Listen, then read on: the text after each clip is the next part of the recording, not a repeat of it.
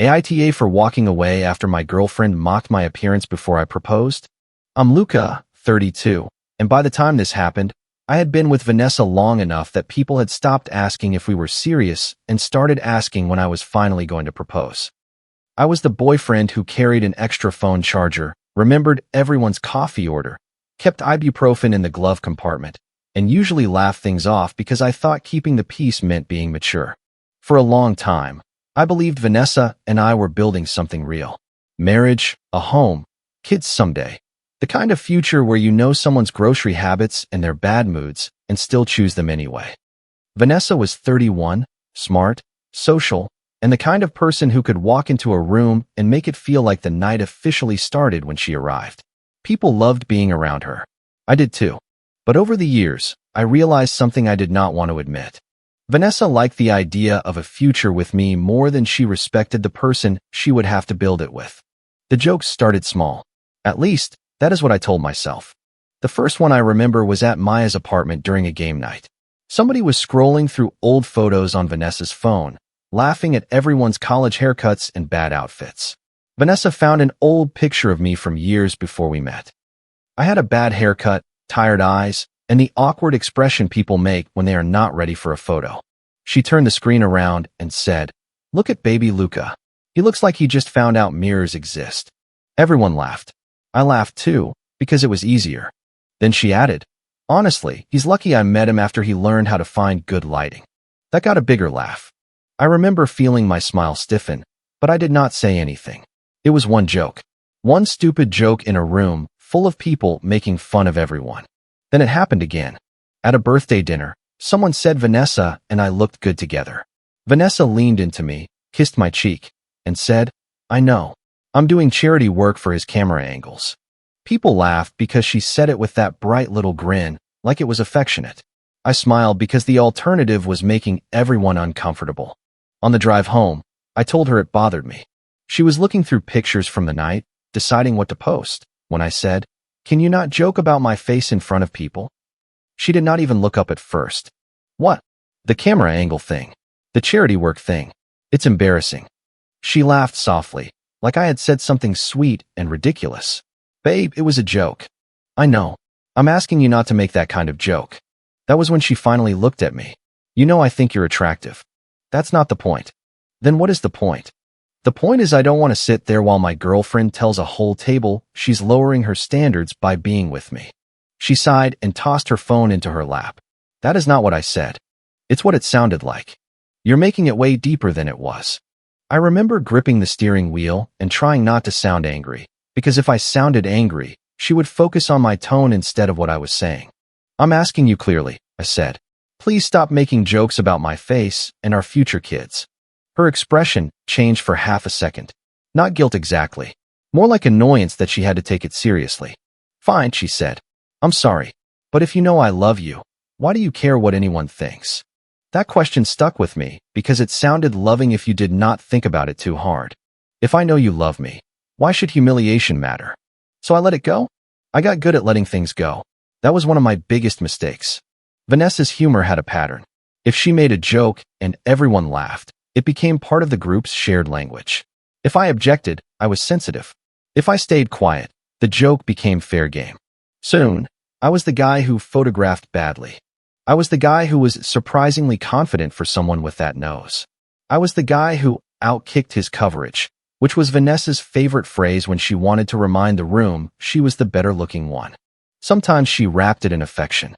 "My little goblin," she said once, pinching my cheek in front of Jenna and Ryan at brunch. Jenna nearly choked laughing. I said, "Don't call me that." Vanessa pouted. "But you're my goblin." "I'm serious." Ryan looked down at his plate. Maya gave me this awkward half-smile like she wanted the moment to disappear. Jenna said, "Okay, but that's kind of cute." Vanessa immediately pointed at Jenna. "See? Cute." I stopped talking after that. The problem was that Vanessa was not cruel all the time. That would have made it easier. She could be thoughtful. She remembered my favorite snacks. She called when she knew I was stressed. She planned quiet nights when I was drained. She sent me dumb videos and curled up next to me on the couch like I was the safest place in the world. That is why I kept explaining away the rest. I told myself everyone has flaws. I told myself she was just more socially confident than me. I told myself maybe I was insecure. I told myself that if she really thought I was ugly or pathetic, she would not be with me. But every few weeks, there would be another comment. Once, we were sitting on the couch after dinner, and her phone lit up with a preview from the group chat. I was not snooping. It was face up on the cushion between us. Jenna had sent a meme that said something like, "When he's not cute, but he's loyal." Vanessa replied before I could pretend I had not seen it. "He knows he outkicked his coverage. He'll survive." She noticed me looking and snatched the phone up, laughing. "Oh my God, don't make that face." "What face?" "That serious little wounded face you do." "You're talking about me?" "It's a meme, Luca. You sent that to them about me." She rolled her eyes. "They know I love you. That is why it's funny." I wanted to ask her why love always had to be part of the defense after disrespect had already done the damage. But I was tired. We had plans the next morning. I did not want another long conversation that ended with her saying, "I already apologized. What else do you want from me?" So I said nothing. That was the version of me Vanessa got used to. Quiet Luca. Patient Luca. Luca who would look hurt but still drive her home, still carry the bags, still show up, still smooth things over. I used to think not reacting made me patient. Now I think it made me convenient. About 2 months before the dinner, I started planning the proposal. It was not going to be huge. I have never been the type to stop traffic or hire strangers to hold signs. I wanted something warm, simple, and ours. Vanessa had always said she wanted the people closest to us nearby when it happened, not a crowd, not a stadium screen moment, not some choreographed production. So I planned it around a couple's dinner with our closest friends, Maya, Derek, Jenna, Ryan, and 2 others who were part of the usual group. Derek was the only person I told at first. He had known me longer than anyone in that group, and he knew enough about Vanessa and me to understand why I was nervous. When I showed him the ring, he got quiet. Not bad quiet. Emotional quiet. "Man," he said, looking at the box in my palm. "You're really doing it." "Yeah." "You sure?" That should have hit me harder than it did. I looked at him. "What does that mean?" He shook his head. "Nothing. I just mean it's big." "It is." He leaned back in his chair and rubbed his jaw. "You happy?" I said yes too quickly. Derek noticed. He always noticed. "Luca, I love her." "I know you do. And things have been better." He nodded like he wanted to believe me. "Then I'll help however you need." The plan was simple. Dinner at a nice but casual restaurant we all liked. One of those places with warm lighting, shared appetizers, and tables just small enough that everyone could hear each other without shouting. I reserved a private corner, ordered Vanessa's favorite dessert ahead of time, and arranged with Derek to make a toast near the end. When the dessert came out, I would stand, say a few words, and ask. I felt nervous in a normal way.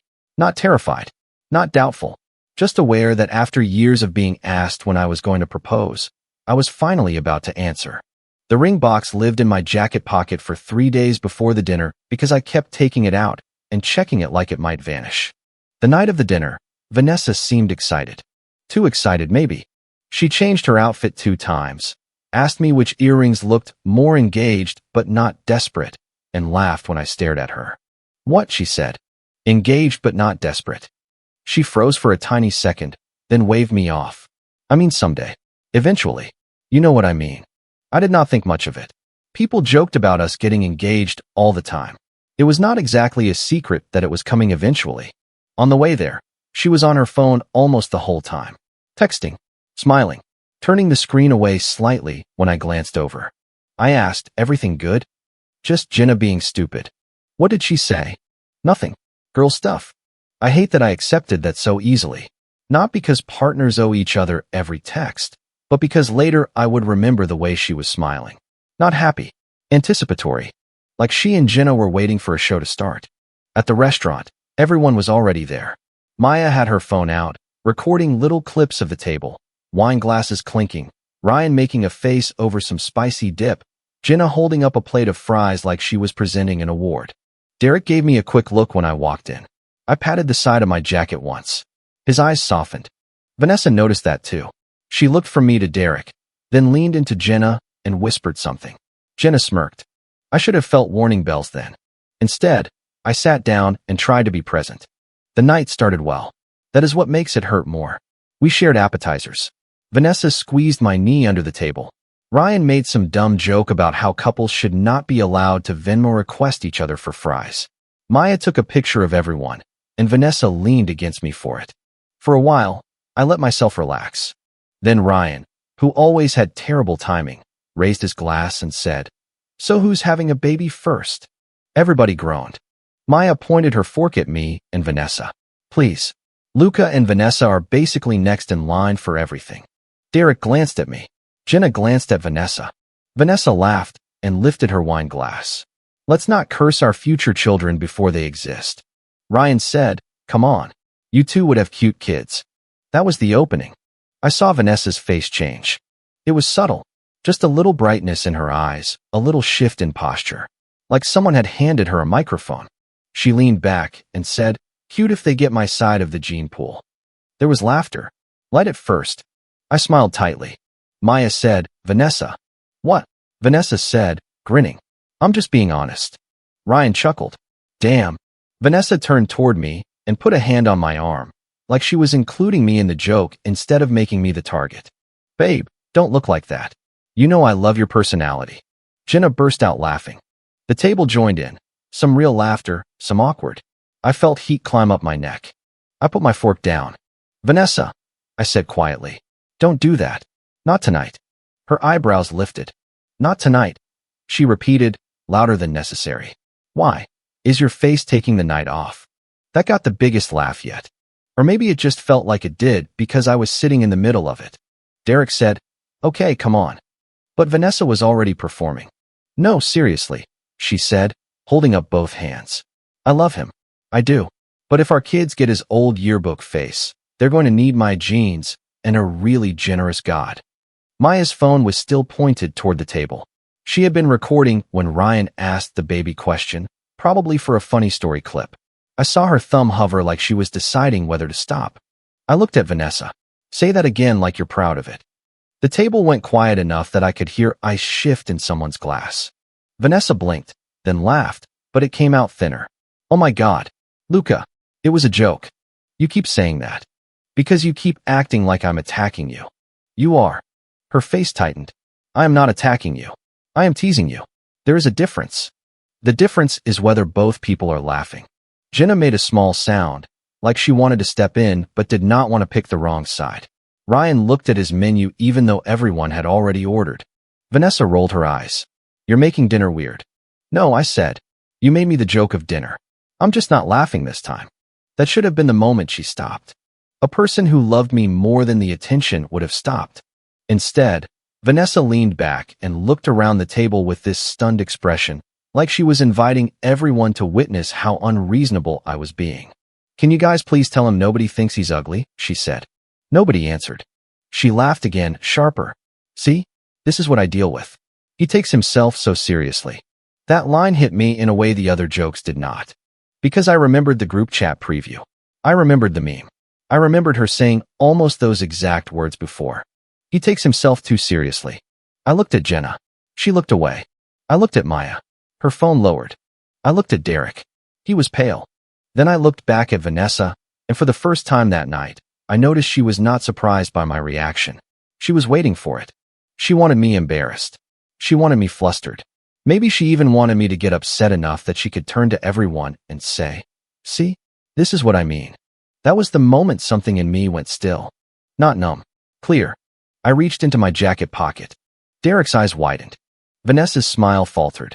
I took out the small black ring box and placed it on the table between my water glass and the bread plate. I did not open it.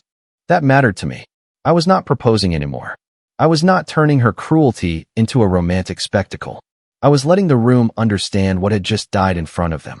The laughter disappeared so completely it felt like someone had closed a door. Vanessa stared at the box. "What are you doing?" she asked. My voice was calm. I remember that most clearly. My hands were shaking under the table, but my voice was calm. "I was going to ask you something tonight," I said. "Now I have my answer." Nobody moved. Vanessa's face drained, then flushed red. "Luca." I looked at the box, then back at her. "No, the joke is that I've been letting you audition me as your future husband while you humiliate me like I'm the guy you settled for."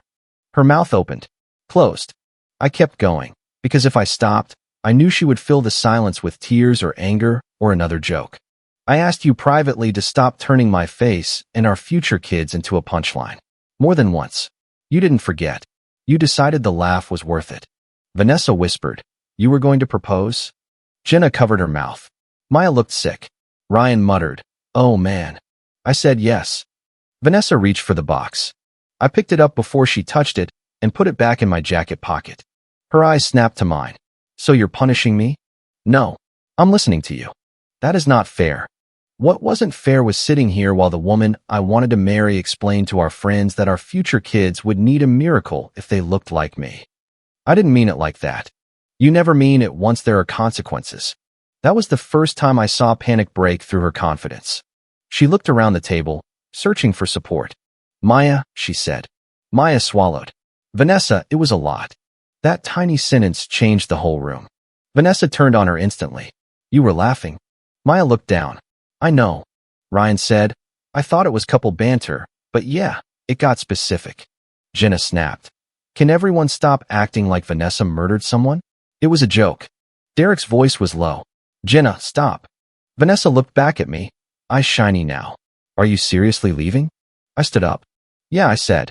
"I should have done it before there was a ring in my pocket." She reached for my wrist. I stepped back.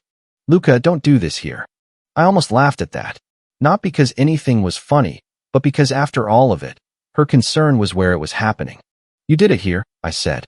Then I put cash on the table, enough to cover more than my part, because I did not want anyone saying I stormed out and left them with the bill. I walked out while Vanessa said my name behind me. Derek stood like he was going to follow. I shook my head once. He stayed. Outside, the air felt too cold against my face. I walked to my car, sat in the driver's seat, and just stared at the dashboard. My phone started buzzing before I even turned the engine on. Vanessa calling. Vanessa calling again. Then texts. "You humiliated me in front of everyone. I cannot believe you would do that. You made me look like a monster. Answer me." Then a voice note. I did not play it. I knew her tones. First crying, then angry, then soft, then crying again. She could run through every emotional gear in 5 minutes if she thought it would get a response. I drove home without answering. The apartment felt strange when I walked in. Not empty. Worse than empty. Full of evidence that I had believed in something. Her sweater on the chair. A mug she liked in the sink. A stack of mail with both our names on some of the envelopes. A travel confirmation printed on the counter because I had planned a weekend away after the proposal. I took the ring box out and set it on the kitchen table. Then I sat down across from it and finally listened to the voice note. Vanessa was crying. "I don't understand why you turned on me like that. I was joking because I was nervous. I knew something was up, okay? I had a feeling. And then you punished me in front of all our friends. You know I love you. You know I didn't mean it. You embarrassed me on purpose." I replayed one sentence. "I was joking because I was nervous. I knew something was up." At the restaurant, I had thought maybe she guessed. People guess proposals. It happens. But the way she said it made my stomach tighten. I texted her one thing. "No. I stopped covering for what you said in front of everyone." Then I put my phone face down. 5 minutes later, Derek called. I answered because if anyone deserved to talk to me that night, it was him. For a few seconds, he did not say anything. Then he said, "I'm sorry. You didn't say it. I know, but I helped set this up. You helped me plan a proposal. I also messed up." I closed my eyes. "What do you mean?" He exhaled hard. I told Maya I thought tonight might be the night. I didn't say the whole plan, but I told her to make sure Vanessa looked nice and maybe keep her around for dessert. I thought Maya would help keep things smooth. My chest went tight. Okay. Maya told Jenna. Jenna told Vanessa. Or Vanessa figured it out from Jenna. I don't know exactly. But she knew, man. Not everything, but enough. I stared at the ring box. She knew before dinner? Yeah. I did not speak. Derek said, "I thought she was excited." Maya said Vanessa was laughing about it earlier, but I thought it was nerves. I swear I didn't know she was going to do that. What did she say? He hesitated. Derek. He sounded miserable. Maya said Vanessa joked that she wanted to mess with you first. I felt something inside me sink past anger into a colder place. Mess with me? Yeah. To see what? If I'd still propose after she humiliated me? I don't know. But we both knew. After we hung up, I sat there for a long time. My phone kept lighting up. Vanessa. Jenna. Vanessa again. Group chat notifications. Maya. Ryan. Vanessa. I did not open the group chat until almost midnight. The first message I saw was from Vanessa. I know tonight was awkward, but Luca completely blindsided me and used something private to shame me publicly.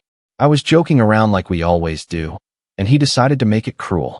Jenna responded with, yeah, dropping a ring box like that was insane. Ryan wrote, I don't think it was just one joke though. Nobody answered for a while. Then Maya sent a video. It was not long, maybe 1.5 minutes, but it caught enough. Ryan asking who would have a baby first. Maya saying Vanessa and I were next in line. Vanessa saying our kids would need her side of the gene pool. Me saying, Vanessa, don't do that. Not tonight. Vanessa saying, why? Is your face taking the night off? The table laughing. Vanessa continuing about my old yearbook face and a generous God. Me asking her to say it again like she was proud of it. The video cut off before the ring box came out, but it did not need to show that part. It showed what led there. Under the video, Maya wrote, I'm sorry. Watching it back, it wasn't funny. I should have said something. Ryan followed with, same. I laughed because I thought it was couple banter. It clearly wasn't. Jenna wrote, this is ridiculous. Couples roast each other. I typed slowly because I did not trust myself to type angry. I'm not asking anyone to pick sides. But please don't call it one joke. I asked Vanessa privately more than once to stop humiliating me about my looks and future kids. Last night was the last time. Vanessa replied almost immediately. So now you're doing a public statement? I did not answer. Then Maya messaged me privately. I'm really sorry. I stared at the screen. She sent another message. There's something else. My hand tightened around the phone. What? 3 dots appeared. Disappeared. Appeared again. I don't want to make things worse, but you deserve to know. Vanessa knew more than she's saying. I know Derek told you. Derek hinted to me. I told Jenna to help keep Vanessa from leaving early. Jenna told Vanessa. Vanessa guessed proposal. That matched what Derek said. Then Maya sent. But earlier yesterday, Vanessa said she wanted to mess with you a little first. I thought she meant teasing you for being nervous. I did not think she meant what happened. I closed my eyes. Maya sent one more message. And Jenna saw a draft post. I opened my eyes. What draft post? She showed Jenna a caption in her notes app. Jenna told me at dinner before you arrived. I thought it was cringe, not cruel. I waited. Maya continued.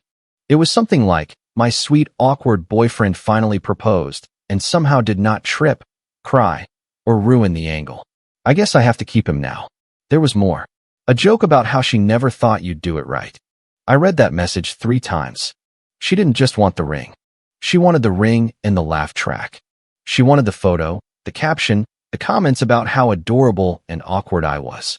She wanted to be the beautiful, amused woman accepting the sweet, clumsy boyfriend who was lucky she said yes. And before that, apparently, she wanted to mess with me a little. I thought about the moment she asked which earrings looked more engaged but not desperate. I thought about the way she and Jenna whispered. I thought about Maya's phone already recording. I thought about Vanessa watching me across the table, waiting for the reaction. That was when the proposal stopped feeling ruined and started feeling prevented. I slept maybe 2 hours. The next morning, Vanessa showed up before 9. I knew it was her before I opened the door because she knocked in that quick, impatient rhythm she used when she was already annoyed. I opened the door with the chain still on. She looked like she had been crying, but her makeup was done. That detail hurt in a strange way. She had prepared a face for this conversation. Can I come in? She asked. No. Her mouth tightened. Luca, we can talk like this. Through a chain? Are you serious? Yes. She looked down the hallway like she was worried someone might see. You're making this so dramatic. I almost closed the door right then. Instead, I said, say what you came to say. Her eyes filled again. I love you. I did not answer. I know I messed up. I know the jokes went too far. But you have to understand how humiliating that was for me. For you. Yes, for me. You put a ring box on the table like you were exposing me. I was exposing the situation. You made everyone think I'm this horrible person. No, I said. I let them hear you without me softening it afterward. She flinched. Then she got angry, because anger was easier than guilt. You could have talked to me privately. I did. Several times. Not about last night. Last night happened because the private talks didn't matter to you. Her lips pressed together. Then she said the line that ended whatever tiny part of me was still grieving the proposal as a possibility. I was nervous, Luca. I knew something was happening, and I panicked. I looked at her for a long second. You didn't panic. You performed. Her face changed. Not enough for anyone else to notice, maybe, but I had been with her for years. I knew when I had hit the truth. She whispered, "That's not fair." Maya told me. Her eyes flashed. Maya needs to mind her own business. Derek told me to. She looked away. And the post? I asked. What post? The one about your sweet, awkward boyfriend finally proposing. Her silence answered before her mouth did. That was private, she said. I let out a breath. It was a draft caption for a public post. It was supposed to be cute. It was supposed to make me look small. No, it was supposed to be us. That's our thing. No, I said. That's your thing. I just stopped fighting it. She started crying then. Real tears are close enough that it still hurt to see them. So that's it, she asked. You're throwing away years because of one bad night. No, I'm ending years of bad nights being renamed as jokes. She wiped her cheek roughly. You're going to regret this. Maybe, I said. But I would regret marrying someone who needed to test how much disrespect I'd swallow before she said yes. She stared at me like she did not recognize me. Maybe she didn't. I barely recognized myself. Not because I was cruel. Because I was calm. I told her I would pack her things that were at my place and return them through Derek or Maya. I told her I would send back her share of the trip deposit once the refund came through. I told her I was canceling the reservation for the family brunch we had planned for the following weekend, the one that would have quietly become our engagement celebration. That was when she looked scared again. You already canceled things? I'm going to. Luca, wait. But I was done waiting. After she left, I made coffee I barely drank and started undoing the future. It is strange how many pieces of a life can be dismantled with confirmation numbers. I canceled the private dessert add-on at the restaurant first. The manager was kind and did not ask too many questions. I canceled the weekend reservation next. I emailed the photographer Derek had recommended for a small post-proposal shoot Vanessa had once hinted would be cute. I messaged my brother and told him there would not be a family brunch. He called within 30 seconds. You okay? No. You need me to come over? Not right now. Did something happen? I looked at the ring box on the table. Yeah. I did not tell him everything then. Just enough. He was quiet for a moment, then said, I'm sorry, man. I said, me too. I separated the small amount of money Vanessa and I had put aside for the weekend trip. Her portion went back to her through a payment app with a simple note. Trip refund. No essay. No jab. No performance. She rejected it at first. Then sent, I don't want your breakup refund. I sent it again. Take your share. This part doesn't need to be ugly. She accepted it an hour later. The ring was harder. I took it back to the jeweler 2 days after the dinner. The woman behind the counter recognized me from when I bought it. Her smile faded when I said I needed to discuss return options. I expected to feel embarrassed. I did not. I felt sad, but not ashamed. The ring had not failed. I had almost given it to the wrong person. The social fallout was slower and messier than people like to imagine. Not everyone suddenly took my side. Real life is not that clean. Jenna posted a story the next day about people who can't take jokes, but love making scenes. She did not name me, but she did not have to. Vanessa liked it, then unliked it, then liked it again. Ryan texted me privately. I should have said something. I'm sorry. I wrote back. I appreciate that. He said, for what it's worth, I don't think you overreacted. Maya sent a longer apology. She said she had laughed because she was uncomfortable and because laughing was easier than confronting Vanessa. She admitted she had been neutral in a way that protected the person doing harm, not the person being harmed. That message meant more to me than she probably knew. Derek came over with takeout that Friday and sat on my couch while I packed Vanessa's books, shoes, hair clips, and the framed photo from a trip we had taken the year before. He picked up the frame and looked at it. You want to keep this? I looked at the photo. Vanessa kissing my cheek. Me smiling like I had won something. No. He wrapped it in a towel and placed it in the box. After a while, he said, I feel like I owe you another apology. You already apologized. Still, Derek, you didn't make her say those things. No, but I gave people information they shouldn't have had. I sat on the edge of the couch. You thought she'd be happy. Yeah, so did I. That was the cleanest version of the truth. Vanessa and I had one final conversation in person a week later. We met in a quiet public place because I did not want the conversation at my apartment, and I did not trust her not to turn a private space into a stage. She looked tired. Really tired this time. No perfect makeup. No polished anger. Just a woman who had spent a week discovering that the story was not bending the way she wanted. She sat across from me and said, "I miss you." I believed her. That was the awful part. "I miss parts of us too," I said. Her eyes watered. "Then why are we doing this?" "Because missing someone is not the same as trusting them." She folded her hands around her coffee cup. I deleted the draft. I nodded. I told Jenna to stop posting about it. Okay. I told Maya I was sorry. That's good. She looked frustrated. "Can you please say something other than okay?" "What do you want me to say?" "I want you to say this is fixable." I looked at her for a long time. Years of memories moved through my head. Grocery store arguments. Laughing in bed at midnight. Her hand in mine during movies. The first time she told me she loved me. The first time she mocked me in public and I laughed because I did not know what else to do. "I think some things were fixable earlier," I said. "When I asked you to stop. When I told you it hurt. When you still had chances to choose me over the laugh." She cried silently. "I did choose you," she said. "No. You chose being chosen by me. That's different." She looked down. I did not say it to hurt her.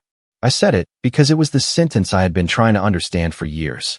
Vanessa wanted the boyfriend who adored her. The stable future. The proposal. The ring. The story. The proof that she was loved. But she did not want to treat my dignity as equal to hers. She wanted husband-level commitment from someone she still felt comfortable using as material. "I'm not saying you never loved me," I said. "I'm saying love without respect turns into a performance. And I can't build a marriage inside someone else's performance." She whispered, "So you're really done?" "Yes." She nodded like she hated me for it, and understood at the same time. When we left, she did not hug me. I was grateful for that. A hug would have blurred something I needed to keep clear. Over the next few weeks, the group changed shape. I did not demand loyalty tests. I did not ask people to cut her off. I did not send screenshots to anyone who had not asked. I did not insult her online. I did not post sad quotes or gym selfies or vague comments about knowing your worth. I just stopped protecting the old version of the story. If someone asked what happened, I said, "We broke up because I did not want to marry someone who kept humiliating me after I asked her to stop." Some people got it. Some people thought I was too harsh. Some people probably still think Vanessa and I were both dramatic. That is fine. I know what happened at that table. I know how it felt to sit there with a ring in my pocket while the woman I wanted to marry made our future children a punchline. I know how quiet the room got when I stopped laughing. For a long time, I was afraid defending myself would make me look insecure. Vanessa knew that. Maybe not consciously at first, but she learned it. She learned that if she called me sensitive quickly enough, I would back down. She learned that if she smiled while hurting me, other people would laugh, and I would rather absorb the hit than ruin the mood. I stayed too long because I confused endurance with love. But love is not supposed to require you to sit calmly while someone chips away at your self-respect and calls the debris a joke. I do not hate Vanessa. That surprises some people. I think she wanted to be loved. I think she wanted to be admired. I think she liked the feeling of being the beautiful, funny one in the relationship, and she liked it so much that she forgot I was a person, not a prop. Maybe she will learn from it. Maybe she will not. That is not mine to manage anymore. The ring is gone now. The trip is canceled. Her things are out of my place. The group chat is muted. The future I pictured did not happen, and some mornings that still hits harder than I expect. But I no longer feel like I have to prove I am attractive enough, masculine enough, funny enough, relaxed enough, or lucky enough to be loved by someone who keeps reminding me she could do better. I was planning a future. She was planning a punchline. And the night I put that ring box on the table was not the night I became cruel. It was the night I finally stopped being useful to someone else's cruelty. For the first time in years, I did not feel ugly. I felt free. If you liked it, don't forget to leave a comment and support the channel by subscribing. See you in the upcoming stories.